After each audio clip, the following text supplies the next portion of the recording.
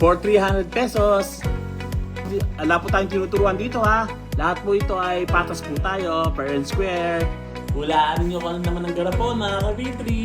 9, 8, mga kapitri. May nanalo na. Ed Baluyot Bondok. Mga kapitri, pinanalo na. Charger. May nanalo na. Congratulations, Tess Serapio Bahar. Congrats po. May nanalo na. Geraldine Hernandez. 1-0. So susunod po ay i-announce natin ang mananalo sa Tagaytay natin. Kung sino ang mananalo sa Tagaytay. Tatlo po ang pipiliin natin na mananalo sa 3 days vacation Tagaytay. Love kayo ni Kuya Pila. Next, abangan nyo ang ating next live. Magbibigay pa rin tayo. Ayun, subok lang to. Medyo mahirap pala pero masaya naman tayo, masaya. Okay? Basta share nyo lagi ang video natin ha, mga kapitri. Love kayo ni Kuya Pil!